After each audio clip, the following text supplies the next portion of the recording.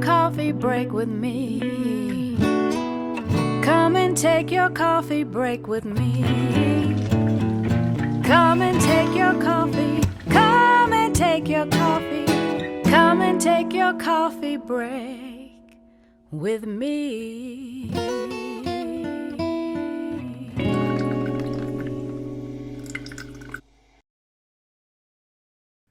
Hello, everybody, and welcome to this week's edition of Coffee Break with Candace. I'm your co-host, David Marino, and today I have an awesome guest. When I thought of community leader, this is one of the first people that came to mind because she is so active in the community. She actually started Keeping Communities Connected. It's a nonprofit that provides informational content, and it serves as a mentoring program to youth and young adults. She was also the first Black CISD board trustee. And so without further ado, I want to welcome Sandra Bryant to my show. Sandra, how's it going today?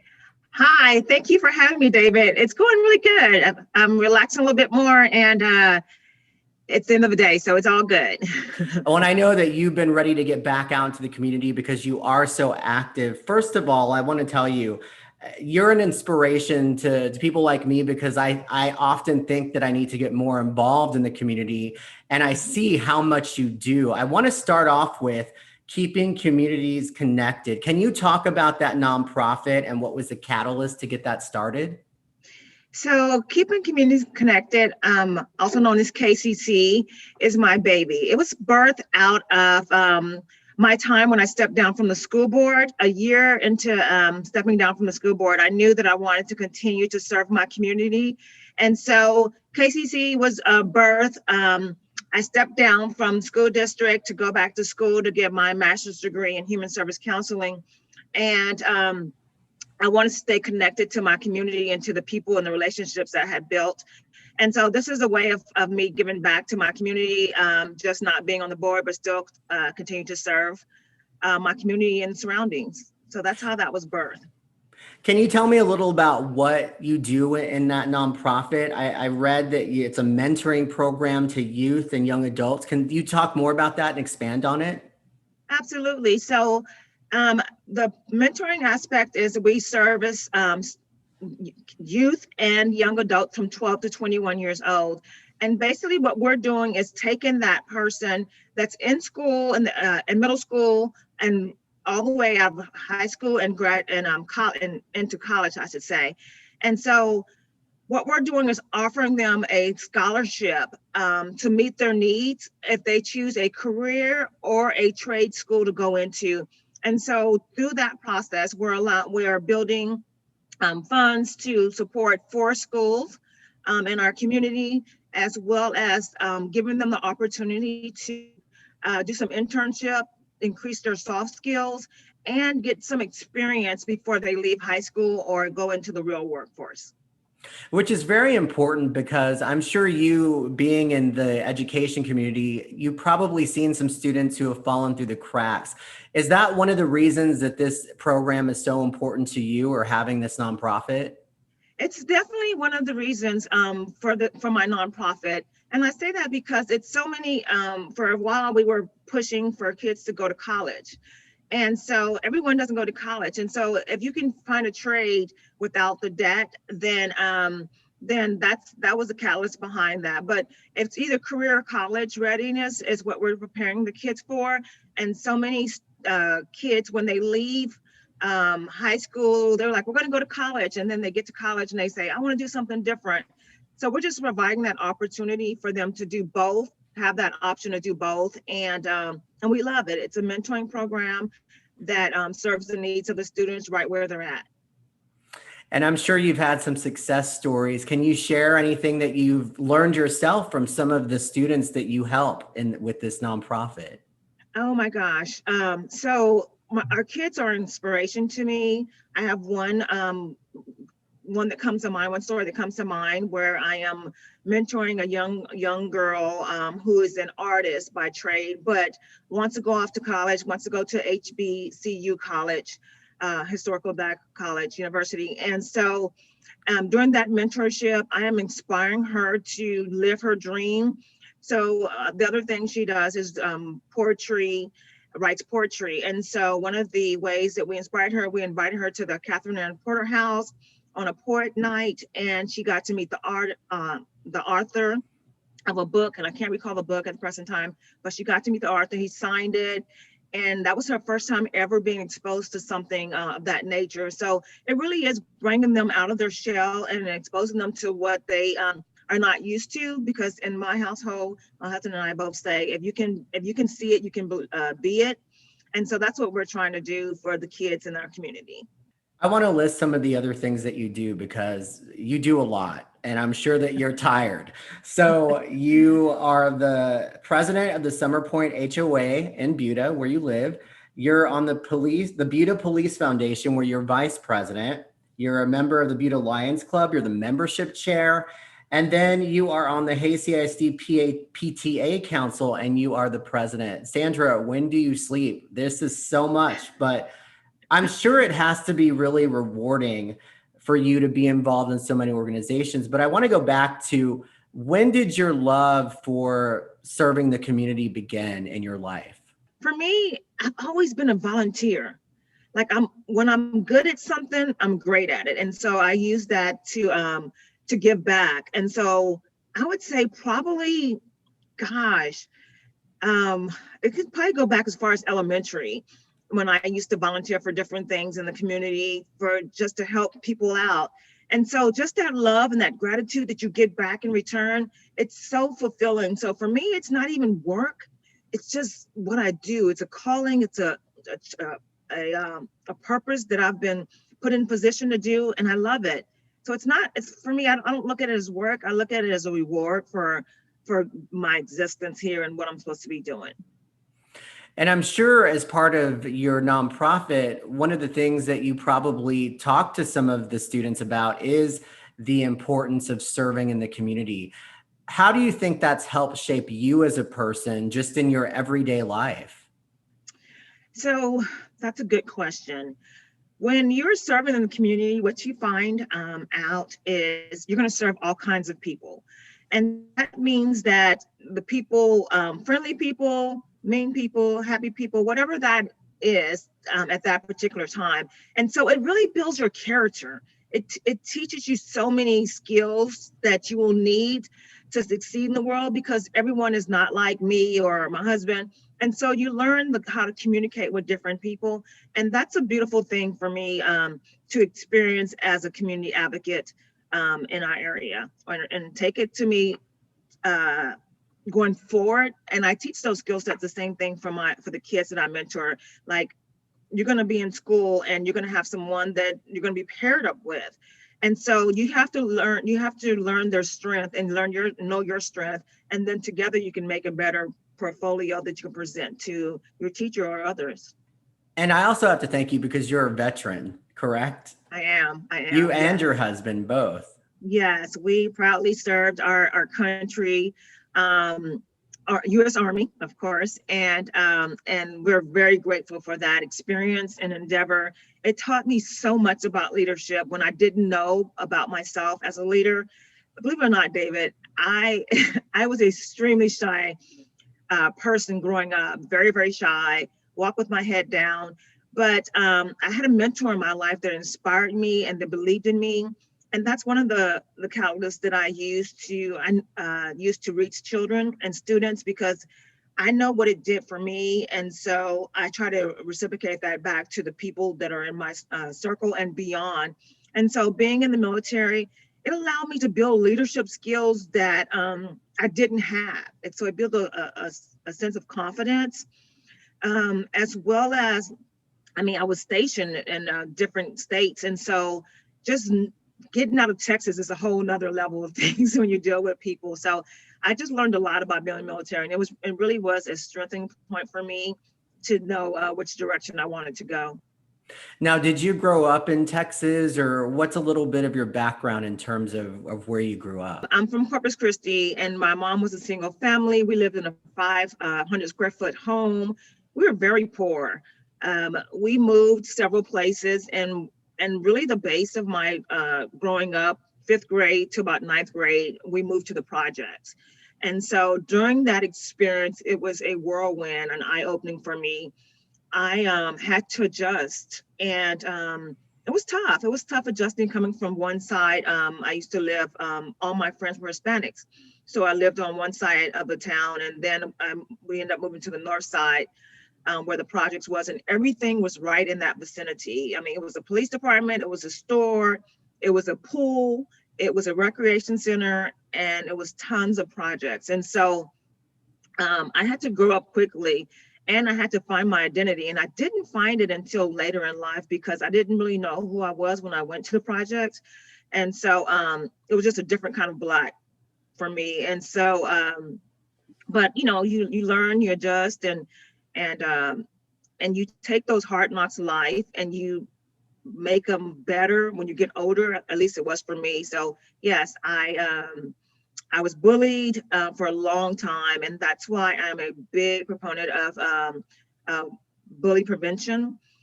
And I stand up. I'm the voice for the voiceless. I often say I have no flight, only have fight in me, because that's how I was raised. And so just my life experience created that for me. So it was a long road, to say the least.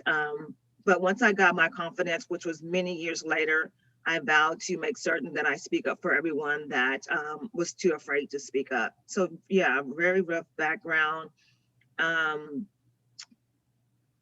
Definitely a learning experience. I have siblings. I have 3 other siblings, and I was a middle child, so I had that middle child complex for a little while anyways. But yeah, it was tough. It was tough being Sandra and at chapter 10 all the way up to probably chapter 18, which are the years of my age.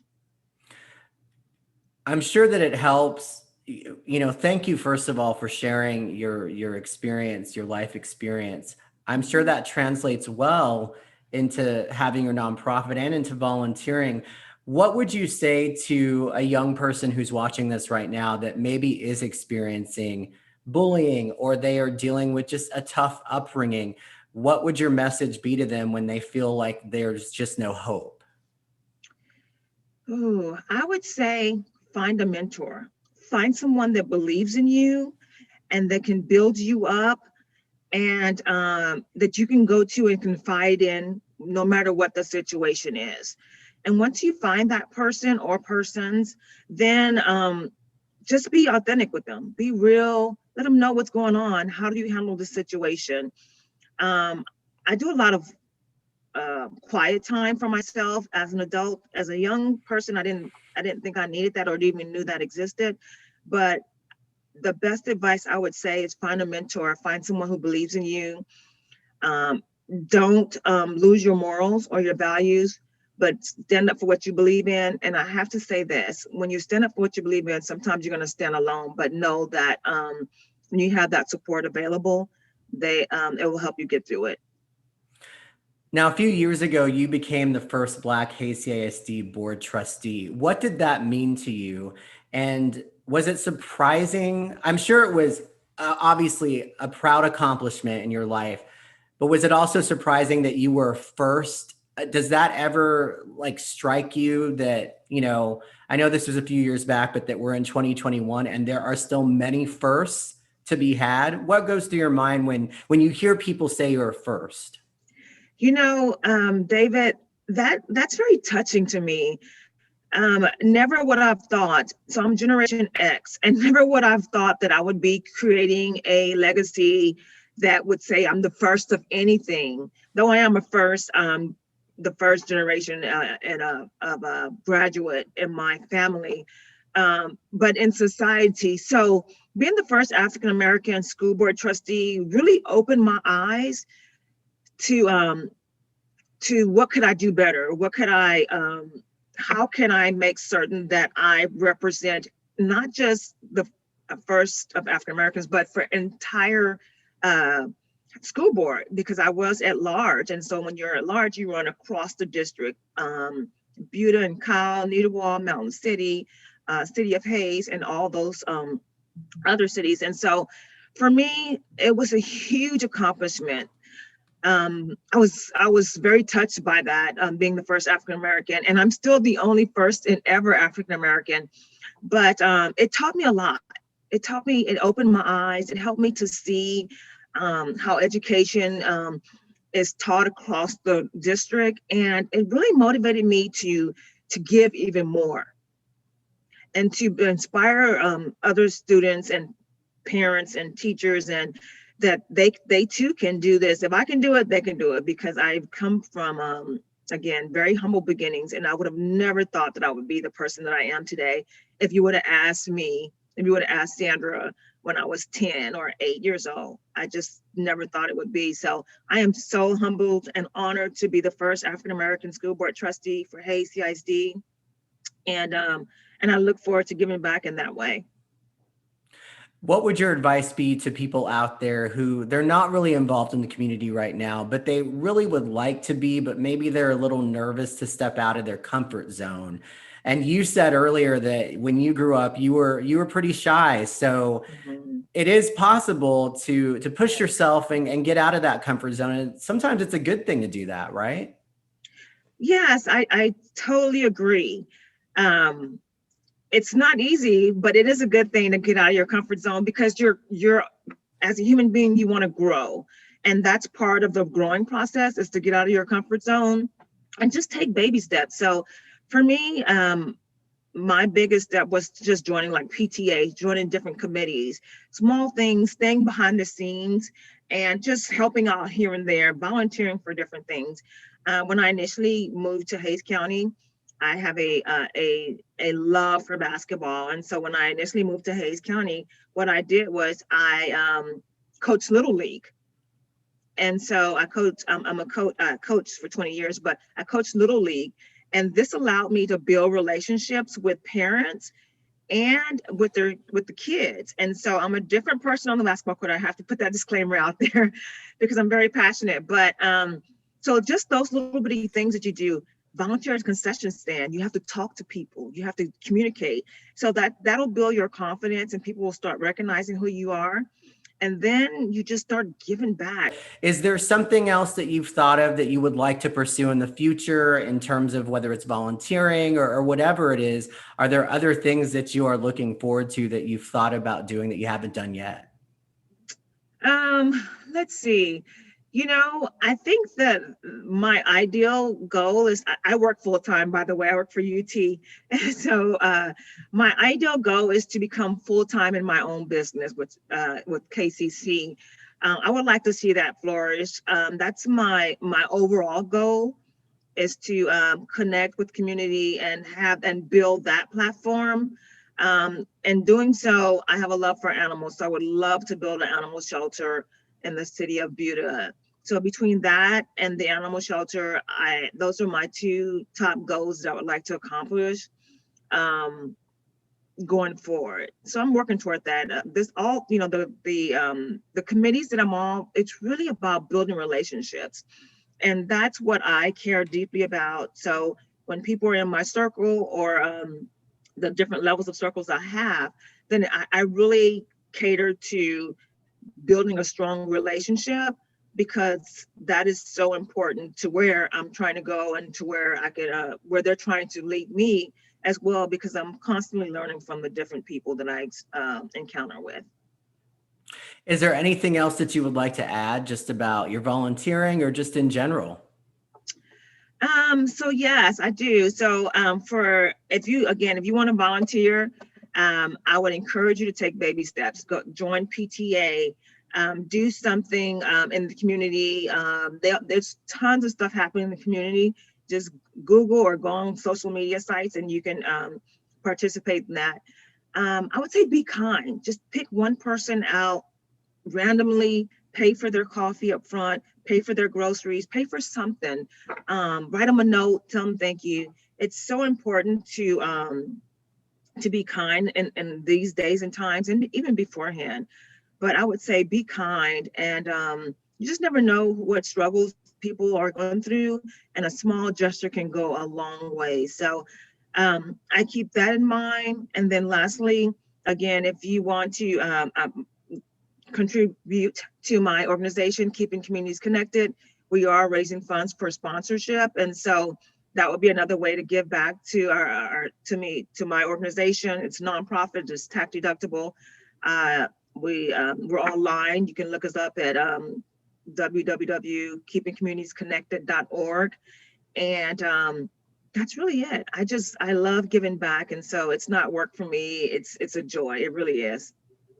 Well, thank you so much, Sandra, for being with us today. I know that you'll continue to do as much as you're doing now or not more. So again, Yes. Thank you for being here.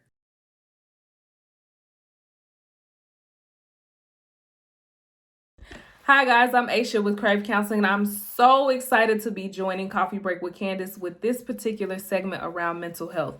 So May is Mental Health Awareness Month and has been Mental Health Awareness Month in the United States since May of 1949. And so the purpose of that month is to bring more awareness around the mental illnesses that individuals within the United States are struggling with. And so over time, there has been more and more research as it relates to the initiatives around the awareness of mental health. And so one thing that we've noted from the last few years is that 1 in 5 individuals struggle with a mental illness. 1 in 20 individuals struggle with a severe mental illness, and suicide is the second leading cause of death for individuals aged between 10 and 34 years of age. And so what we've also learned as providers within the community, or those that work in social services, those that work in school districts, or even just family members, we've learned that so many people go through these struggles alone, and there are a variation of reasons. One is because there may be a stigma around it. Oh, we don't really talk about mental health.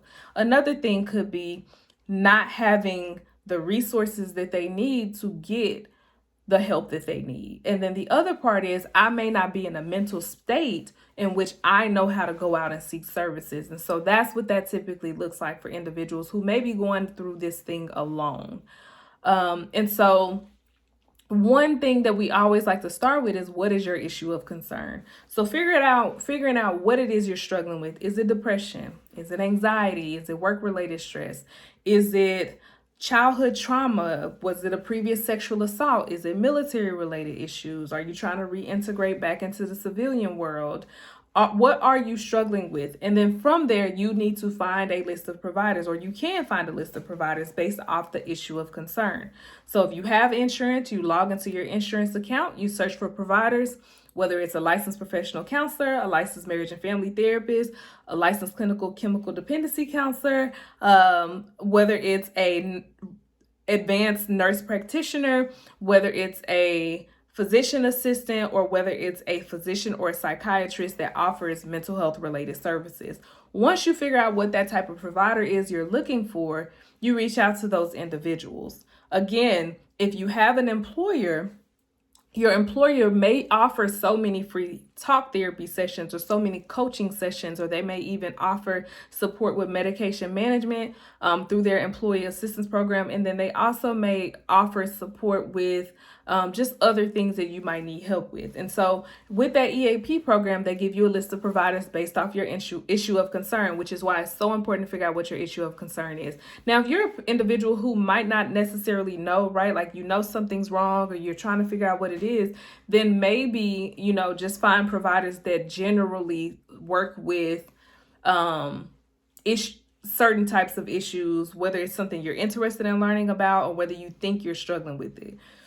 Once you get the providers listed out, pick about 4, 5, 6 providers that you're interested in having a conversation with, and reach out to them. So I will give you a disclaimer, not all providers are for consultations. Sometimes you just show up and you figure out what type of provider they are when you get there. And so if they offer it, it's important to ask questions. Now, if you're talking about someone who does traditional therapy, talk therapy, cognitive behavioral and things like that, it's important to ask, what is their experience with certain types of mental illnesses? Do they have a preference that they prefer to work with, or do they enjoy working with that particular mental illness? Do they accept the insurance that you have called them based off of? Are they accepting new clients? Do they have a no-call, no-show fee? How do you go about utilizing your insurance? Do they offer additional resources or community resources? Do they offer cognitive behavioral therapy? Do they offer EMDR? Do they offer dialectical behavioral therapy? So just really truly interviewing them and getting to know them, and then even asking them about their professional work history. No, I'm not saying ask them about their job when they were 16, but what I am saying is ask them about some of the more related types of positions that you might think that you might want to know more information about. Once you've done that, you hone down on which provider you think that you want to move forward with. Whenever you pick that provider, you let them know, hey, can you give me the intake forms, and figure out how it is you get your first session started. And again, that can typically be done with a consultation, but if it's a provider that does not offer a consultation, you may have to ask their front office admin staff. Once you get started and you decide, I'm going to go with this provider, you and that provider agrees, you guys set up your first session, it's important to figure out how you're going to pay for that first session. So you can go the employee assistance route where your employer is covering so many sessions. You can go the insurance route where you have a copay or you have a deductible. And some insurance plans you don't have either, and you just go and the services are covered at 100%. And then you also have the opportunity of doing cash if they have a sliding scale fee, or you have the opportunity of using your health savings account or your flexible spending account, as long as it's not a limited account. If it's a limited account, you may not be able to use that to cover behavioral health services. So once you figure that out, first session is in session, you pay, and then from there you decide, or even during the first session, you come into what are your symptoms? What are some things that you've tried that is no longer working? Do you feel like your coping mechanisms have been helpful? What works, what hasn't worked? Talk about, is it seasonal? Is it something that's situational? Is this a new issue of concern? Is it something you've been dealing with your entire life? And kind of just talk about that within the first session, and even go over family history of mental illnesses. And then once you continue your journey, always come to the next session with something that you want to talk about.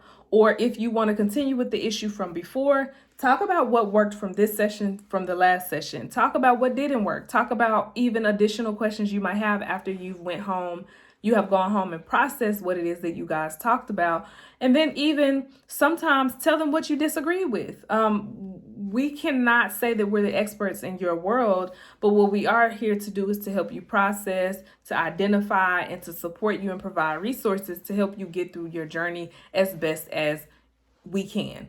And so what that means is always be willing to tell us what we need to work on within your session. Always be mindful of what didn't work. Always be mindful if you felt a type of way about something. Just kind of talk about those things and bring it up, and be sure that you're getting the things that you need when it comes to mental health. So again, I hope this segment provided you with so much information that you were able to either share with a friend or even you utilize when it comes to your mental health journey. And so again, thank you so much, Coffee Break with Candace, for allowing us to be here and to have this conversation around mental health. So again, May is Mental Health Awareness Month, and you guys have a wonderful day. I look forward to hopefully seeing you guys embark on your journey around mental health.